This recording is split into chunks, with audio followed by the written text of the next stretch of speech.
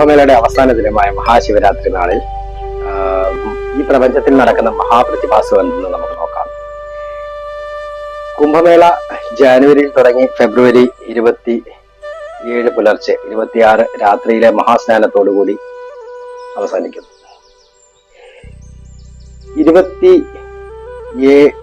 തീയതി രാത്രിയിൽ 27 തീയതി പുലർച്ചെ 2 മണി മുതൽ 4 മണി വരെയുള്ള സമയത്ത് ഈ പ്രപഞ്ചത്തിൽ സംഭവിക്കുന്ന പ്ലാനറ്ററി അലൈൻമെന്റ്സിനെ കുറിച്ച് നമുക്ക് നോക്കാം. Mercury, Venus, Mars, Jupiter, Saturn, Uranus എന്നുള്ള 7 ഗ്രഹങ്ങളും നമുക്ക് നമ്മളുടെ നേരിട്ട് നമുക്ക് നഗ്നനേത്രങ്ങൾ കൊണ്ട് ഇന്ത്യയിൽ നിന്ന് അല്ല ഭൂമിയിൽ പ്രത്യേകിച്ച് ഇന്ത്യയിൽ നിന്ന് നമുക്ക് കാണാൻ സാധിക്കും. ആ ഒരു സെലസ്ട്രിയൽ കോമ്പിനേഷൻ, ആ അലൈൻമെന്റ്, ലൈനപ്പ് ഈ ശിവരാത്രി നാളിൽ നടക്കുന്നു. കുംഭമേളയിൽ ഏകദേശം 60 കോടി ജനങ്ങൾ പ്രയാഗിൽ പുണ്യസ്നാനം കഴിച്ചു. അതിൽ 7 കോടിയോളം ജനങ്ങൾ ഒരു ദിവസം മഹാശിവരാത്രി നാളിൽ അവിടെ ഒത്തുചേരുന്നു ആ മഹാസ്നാനത്തിന്. എന്തെന്ന് വെച്ചാൽ ഭൂമിയിൽ ഇത്രയധികം ആളുകൾ ഒന്നിച്ചു ചേരുന്ന ആ മഹാസ്നാനം എങ്ങനെ നമ്മളെ ആ ഒരു it's a celebration of the deep condition of cosmos's എന്ന് നമുക്ക് പറയാം. ഈ 7 ഗ്രഹങ്ങളും ഒരു പല സമയത്തും അലൈൻമെന്റ്സ് ഉണ്ടാകാറുണ്ട്. 5ൽ കുറവ് ഗ്രഹങ്ങളുടെ അലൈൻമെന്റ്സ് മിക്കപ്പോഴും വെച്ചാൽ റയർലി വളരെ കോമൺ അല്ലാതെ റയർലി ഉണ്ടാകാറുണ്ട്. പക്ഷെ ഈ 6 ഗ്രഹങ്ങളും ഒരേ ലൈനപ്പ്, സൂര്യന്റെ ഒരു സൈഡിൽ ഈ 6 ഗ്രഹങ്ങളും വരുന്നത് വളരെ റയറാണ്. അതും 7 ഗ്രഹങ്ങൾ വരുന്നത് വളരെ വളരെ റയറാണ്. ഈ ഒരു planetary alignment which can enhances the earth electromagnetic field എന്നാണ് പറയുന്നത്. എന്തുകൊണ്ടെന്ന് വെച്ചാൽ ഇത്രയും വലിയ ഒരു ഗ്യാതറിങ് അത് എർത്തിന്റെ ബയോമാഗ്നറ്റിക് എനർജി തന്നെ എൻഹാൻസ് ചെയ്യും. ആ ഒരു കളക്റ്റീവ് പാർട്ടിസിപ്പേഷൻ എന്ന് തന്നെ നമുക്ക് പറയാം. എന്നുവെച്ചാൽ ഇത്രയും കോടിക്കണക്കിന് ആൾക്കാർ ഒരേ ദിവസം ഈ ഒരു പെർട്ടിക്കുലർ ടൈം നമ്മൾ ശിവരാത്രി എന്ന് പറയുന്നത് 26 തീയതി രാത്രി, ഈ പ്രാവശ്യം ഫെബ്രുവരി മാസം 26 തീയതി രാത്രിയിൽ തുടങ്ങുന്ന ശിവരാത്രി ഈ ഒരു പ്ലാനറ്ററി അലൈൻമെന്റ് വെച്ചാൽ സൂര്യന്റെ ഒരു സൈഡിലായിട്ട് ഈ 7 പ്ലാനറ്റ്സും ലൈനപ്പ് ആവും.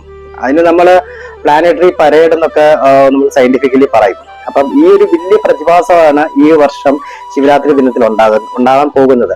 ഈ 27 തീയതി പുലർച്ചെ 26 തീയതി രാത്രി ശിവരാത്രി എന്ന് പറയുന്നത് യഥാർത്ഥത്തിൽ മഹാസ്നാനം നടക്കുന്ന ഈ അലൈൻമെന്റ് ഏറ്റവും കൂടുതൽ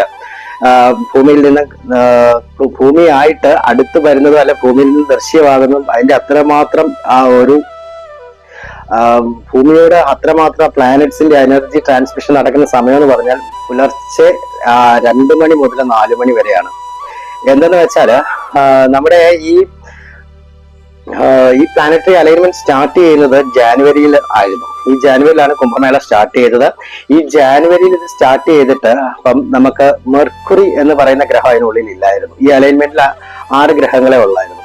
ഇപ്പം ഈ 26 തീയതി ആണ് ഈ മെർക്കുറി എന്ന് പറയുന്ന ഗ്രഹങ്ങളുടെ ഈ ലൈനപ്പിലേക്ക് ജോയിൻ ചെയ്യുന്നതും ഇത് 7 ഗ്രഹമായി മാറുന്നതും. അതുകൊണ്ട് ഈ ഒരു ദിവസം ഈ 27 തീയതി ഫെബ്രുവരി പുലർച്ചെ മുതൽ അന്നും 27 തീയതി രാത്രിയിലും മാത്രമേ നമുക്ക് ദൃശ്യമാവുകയുള്ളൂ. ഇത് ദൃശ്യമാകുന്ന സമയം എന്ന് വെച്ചാൽ സൂര്യ അസ്തമയത്തിന് ശേഷം ഒരു 90 മിനിറ്റ്സിന് ശേഷവും സൂര്യ ഉദയത്തിന് ഒരു 90 മിനിറ്റ്സ് മുമ്പും മാത്രം നമുക്ക് നമ്മുടെ സ്വന്തം ഈ ഭൂമിയിൽ നിന്ന് സാധാരണ കണ്ണുകൾ കൊണ്ട് തന്നെ ഈ പ്ലാനറ്ററി അലൈൻമെന്റ്സ് കാണാം. 7 പ്ലാനറ്റ്സിനെ കാണാം.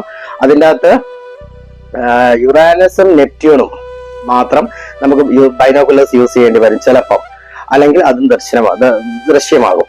ഈ ഒരു planetary alignment which can influence the earth tidal force എങ്ങനെ by potentially affecting the water bodies. മൈക്രോബ്സിനെയും മിനറൽസിനെയും ഒക്കെ വെള്ളത്തിൽ നിന്ന് വളരെയധികം വെള്ളത്തിലുള്ള കണ്ടന്റ് മൈക്രോബ്സിന്റെയും മിനറൽസിന്റെയും ഒക്കെ ഉയർന്ന തോതിൽ എത്തുകയും അതിൽ സ്നാനം ചെയ്യുമ്പോൾ നമുക്ക് ഈ ജീവിത മരണ ചക്രത്തിൽ നിന്ന് നമുക്ക് മോചനം നേടുന്നത് എന്നൊക്കെയാണ് നമ്മുടെ ഹിന്ദു മിത്തോളജിയിൽ പറയുന്നത്. അതാണ് ഈ ഒരു മഹാശിവരാത്രിയിൽ മഹാശിവരാത്രി രാത്രിയിലെ മഹാസ്നാനത്തിൽ കുംഭമേളയിൽ സംഭവിക്കുന്നത്. എന്നുവെച്ചാൽ അത് വളരെ റയറാണ്. ഒരു നൂറ്റാണ്ടിൽ മാത്രമേ നമ്മളുടെ ഈ 7 പ്ലാനറ്റ്സും ഒരേ ലൈനപ്പിൽ സൂര്യന് ഒരു സമാന്തരമായി അല്ലെങ്കിൽ ഒരു ഹോഷോ ഫോർമേഷനിൽ നമുക്ക് ഭൂമിയിൽ നിന്ന് കാണാൻ സാധിക്കുള്ളൂ. ഭൂമിയുടെ അത്ര അടുത്ത് വരുവുള്ളൂ. ഈ 5 പ്ലാനറ്റ്സ് വരുന്നത് തന്നെ റയറാണ്. ഈ 6 വരുന്നത് വളരെ റയറാണ്. 6 പ്ലാനറ്റ്സും സൂര്യനും ഒപ്പം വരുന്നത് വളരെ റയറാണ്. അതിൽ ഈ 7 പ്ലാനറ്റ്സും വരുന്നത് വളരെ വളരെ റയറായിട്ടുള്ള ഒരു പ്ലാനറ്ററി അലൈൻമെന്റ് ലൈനപ്പാണ്. അതാണ് ഈ വർഷം മഹാശിവരാത്രി നാളിൽ കുംഭമേളയുടെ അവസാന ദിവസം ഈ കുംഭമേള നമുക്ക് ദർശിക്കാൻ സാധിക്കുന്നത്. വളരെ വളരെ വളരെ പവിത്രമായ ഒരു സ്നാന ദിവസമാണ്. അതാണ് അതിന്റെ പ്രത്യേകത. അതേപോലെ ശിവരാത്രിയെ കുറിച്ച് നമുക്കൊന്ന് പറയാം. ശിവരാത്രി നമ്മുടെ കൂടുതലും നമ്മൾ സൗത്തിൽ കേട്ടേക്കുന്ന ഒരു കഥ എന്ന് പറഞ്ഞാൽ ഭഗവാൻ പാലാഴിമതനത്തിന് ശേഷം വിഷം പാനം ചെയ്യുന്നു. അങ്ങനെ ഭഗവാൻ ബോധരഹിതനായി കിടക്കുന്ന ഒരു അവസ്ഥയും ഒക്കെയാണല്ലോ നമ്മൾ ഈ പറയുന്നത്. ശിവരാത്രി ദിവസത്തിലെ കഥകൾ നമ്മൾ കൂടുതലായി കേട്ടേക്കുന്നത്. അങ്ങനെ അല്ലാതെ തന്നെ ഏറ്റവും കൂടുതലായിട്ട് നോർത്ത് ഇന്ത്യയിൽ അല്ലെ ശിവപുരാണത്തിലും വിഷ്ണുപുരാണത്തിലും ഒക്കെ ഈ ഒരു മത്സ്യപുരാണത്തിലും ഒക്കെ നമുക്ക് കൂടുതലായി നമുക്ക് അറിയാൻ പറ്റുന്ന ശിവരാത്രിയുടെ മഹാത്മ്യം എന്തെന്ന് വെച്ചാൽ സതീദേവിയുടെ മരണത്തിന് ശേഷം വളരെ വലിയ ഒരു തപസ്സിലേക്ക് മഹാദേവൻ അത്ര ശൗര്യത്തോടെ അത്ര ക്രൗരമായിട്ട് മഹാദേവൻ ആ ഒരു സമയത്താണ് മഹാദേവൻ ഈ ഏറ്റവും ഫിയർഫുൾ രൂപത്തിൽ മഹാദേവൻ തപസ്സനുഷ്ഠിക്കുന്നത്. അദ്ദേഹം അത് തപസ്സനുഷ്ഠിക്കുന്നത് ശ്രീകണ്ഠ കൈലാസം എന്ന് പറയുന്ന ഇന്നത്തെ ഹിമാചലിലുള്ള കൈലാസത്തിലാണ്. അവിടെ തപസ്സനുഷ്ഠിക്കുകയും അതേസമയത്ത് താരകാസുരൻ എന്ന് പറയുന്ന അസുരൻ ഭൂമി മുഴുവൻ നശിപ്പിക്കുന്ന ഒരു അവസ്ഥയിലേക്ക് എത്തിച്ചേരുന്ന വെച്ചാൽ ബ്രഹ്മദേവന്റെ കയ്യിൽ നിന്ന് ശിവനും ശക്തിക്ക് ഉണ്ടാകുന്ന ഒരു കുട്ടി മാത്രമേ അദ്ദേഹത്തെ വധിക്കാവുള്ളെന്ന് പറയുകയും എന്തുകൊണ്ടാണ് അങ്ങനെ ഒരു വരം നേടാൻ കാരണമെന്ന് വെച്ചാൽ സതീദേവി എന്നില്ല. അപ്പം അത് ദേവന്മാർക്കും അത് വലിയ ഭീഷണിയായി, ഭൂമിക്ക് മൊത്തം ഭീഷണിയായിരിക്കുന്ന സമയത്താണ് മഹാദേവൻ ഈ തപസ്സിൽ ആഴ്ന്നിരിക്കുകയും അതേ യഥാസമയം ഹിമാവാന്റെ പുത്രി മേനയുടെ പുത്രിയായിട്ട് പാർവതി ദേവി കൈലാസത്തിൽ അല്ലെ മാനസരോവർ കൈലാസ റീജിയണിൽ ആ ശൃംഗത്തിൽ ഹിമവാന്റെ പുത്രിയായിട്ട് പാർവതി ദേവി ജനിക്കുന്നത്. ആ പാർവതി ദേവിക്ക് മഹാദേവനോടുള്ള അതീവമായ ഭക്തിയും അചഞ്ചലമായ സ്നേഹവും കാരണം അദ്ദേഹത്തെ വിവാഹം കഴിക്കണമെന്ന് ആഗ്രഹം തോന്നുന്നു. നാരദ മുനിയാൽ തന്നെയാണ് അതിനൊരു പ്രേരണ നൽകുന്നതും. അദ്ദേഹമാണ് മഹാദേവനെ അങ്ങനെ എളുപ്പത്തിൽ ലഭ്യമല്ല, ശിവനെ ലഭിക്കണമെങ്കിലും അതികഠിനമായ തപസ്സും അദ്ദേഹത്തിനോടുള്ള ഭക്തിയും ആവശ്യമുണ്ടെന്ന് പറയുകയും മഹാദേവി എല്ലാം ഉപേക്ഷിച്ച് ഇന്നത്തെ നമ്മുടെ കിന്നർ കൈലാസ റീജിയൻ ശ്രീകണ്ഠ കൈലാസത്തിന് നേരെ എതിർവശമായി വരുന്ന ഒരു മലനിരയാണ് കിന്നർ കൈലാസം. ആ കിന്നർ കൈലാസ ഭൂമിയിലെത്തി അവിടുത്തെ ആ ശൃംഗത്തിൽ ഇരുന്ന് 1000 ആണ്ടുകൾ തപസ് ചെയ്യുകയും ആ തപസ് ചെയ്തതിന്റെ ഫലമായി മഹാദേവനെ കാമദേവനാൽ അസ്ത്രം ചെയ്ത് മഹാദേവന്റെ തപസ് മുടക്കിയെന്നും അദ്ദേഹം ഈ പാർവതി ദേവിയുടെ ഈ സ്നേഹം സത്യമാണെന്ന് തിരിച്ചറിയാൻ പല മാർഗങ്ങൾ സ്വീകരിക്കുകയെന്നും മഹാദേവനെ കുറിച്ച് പല പല കുറ്റങ്ങളും കുറവുകളും ഒക്കെ പറഞ്ഞു നോക്കി കൊടുത്തിട്ടും ഈ ദേവിയുടെ ആ ഒരു ഭക്തിയിലും സ്നേഹത്തിലും ഒരു ചൈഞ്ചല്യം വരുന്നില്ല.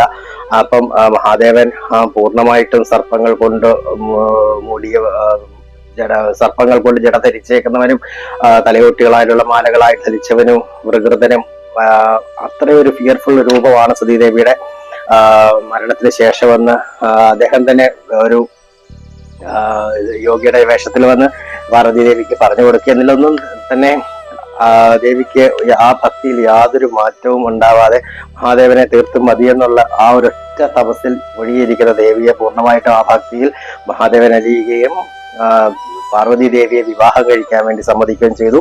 പക്ഷെങ്കിൽ ഈ ഒരു തപസ്സിന് ശേഷം പാർവതി ദേവി ഒരു വികൃത രൂപത്തിലായിരുന്നു, ഒരു കാട്ടാള സ്ത്രീയെ പോലെ മൊത്തം ഒരു വികൃതമായ രൂപത്തിലായിരുന്നു. മഹാദേവൻ എങ്ങനെയോ ആ ഒരു ദുഃഖ പോലെ തന്നെ സതീദേവിക്ക് അദ്ദേഹത്തെ കിട്ടാൻ വേണ്ടിയുള്ള ദുഃഖത്തിലും തപസ്സിനാലും വികൃതമായ ഒരു രൂപത്തിൽ എത്തിപ്പെടുകയും ആ വിവാഹത്തിന് പങ്കെടുക്കാൻ വന്ന സതീദേവിയുടെ ബന്ധുജനങ്ങളും കുടുംബജനങ്ങളും ഒക്കെ ഇത് കണ്ട് അമ്പരന്ന് പോവുകയും അതിനുശേഷം മഹാദേവൻ തന്നെ അല്ലെ ദേവി തന്നെ മഹാദേവനോട് പറഞ്ഞ് ഒരു സാധാരണ മനുഷ്യർ എന്നുള്ള രീതിയിലേക്ക് തന്റെ രൂപം മാറ്റി എന്താ പറയാ ഇന്ന് കാണുന്ന നമ്മളുടെ ത്രിയോഗി നാരായണ രുദ്രപ്രയാഗിലെ ത്രിയോഗി നാരായണ ക്ഷേത്രമുണ്ട്. അവിടെ ബ്രഹ്മ ഇതുണ്ട്, സ്റ്റോൺ ഉണ്ട്. അവിടെയാണ് ആ ത്രിയോഗി നാരായണ ടെമ്പിളിലെ ബ്രഹ്മ സ്റ്റോൺ ഇന്നലെ അവരുടെ കല്യാണം നടക്കുന്നത്. അവിടെ ഇന്നും അണയാത്ത, ഈ 3 യുഗങ്ങളായിട്ടും അണയാത്ത ഒരു അഗ്നികുണ്ഡമൊക്കെ നമുക്ക് കാണാം. അവിടെ വെച്ച് ഒരു മനുഷ്യരെങ്ങനെ അങ്ങനെ അവരുടെ വിവാഹം നടക്കുകയും അതിനുശേഷം തിരിച്ച് ദേവിയും ദേവനും മഹാദേവനും പാർവതിയും ആദ്യമായി വിവാഹത്തിന് ശേഷം ഒത്തുകൂടിയ സ്ഥലമാണ് കിന്നര കൈലാസം. കൈലാസങ്ങളിൽ ഏറ്റവും പ്രധാനം കിന്നര കൈലാസം തന്നെയാണ് വെച്ചാൽ ആ യക്ഷകിന്നര ഗന്ധർവന്മാരുടെ കൂടെ ഈ മായയായി വന്ന് സാധാരണ മനുഷ്യരൂപം ധരിച്ച് വിവാഹത്തിൽ പങ്കെടുത്ത് തിരിച്ച് അവർ യഥാർത്ഥ രൂപത്തിൽ കിന്നര കൈലാസത്തിലേക്ക് പോവുകയും അവിടെ കുറെ വർഷങ്ങളോളം ജീവിച്ചു എന്നൊക്കെയാണ്. അതാണ് കിന്നർ കൈലാസത്തിന്റെയും പ്രത്യേകത. അപ്പോൾ കൈലാസങ്ങളിൽ വളരെ പ്രധാനമാണ് കിന്നർ കൈലാസം. കൈലാസം മാനസരോവറും കുടുംബസമേതമായി ഭഗവാൻ ജീവിച്ച സ്ഥലമാണെങ്കിൽ കിന്നർ കൈലാസം ശിവശക്തി സംഗമ സ്ഥാനമാണ്. ആ കിന്നർ കൈലാസത്തിൽ ആണ് അവര് പിന്നീട് ജീവിക്കുന്നത്. അങ്ങനെയാണ് ആ ഒരു ദിവസം ആ മഹാദേവന്റെയും ദേവിയുടെയും ആദ്യമായി കല്യാണം നടന്ന ദിവസവും അല്ലെങ്കിൽ ആദ്യമായി അവർ ഒന്നിച്ച ദിവസം ആണ് ശിവരാത്രി എന്ന രീതിയിൽ നോർത്ത് ഇന്ത്യയിലും ബാക്കി മൊത്തം ഇന്ത്യ, നേപ്പാൾ, ഭൂട്ടാൻ അങ്ങനെയുള്ള എല്ലാ സ്ഥലങ്ങളിലും വിശ്വസിച്ചു വരുന്നതും. അപ്പം ശിവൻ മയങ്ങിക്കിടക്കുന്ന ദിവസമല്ല ശിവരാത്രി. പൂർണ്ണമായ സാധകർക്കും ഉപാസകർക്കും ശാക്തേയർക്കും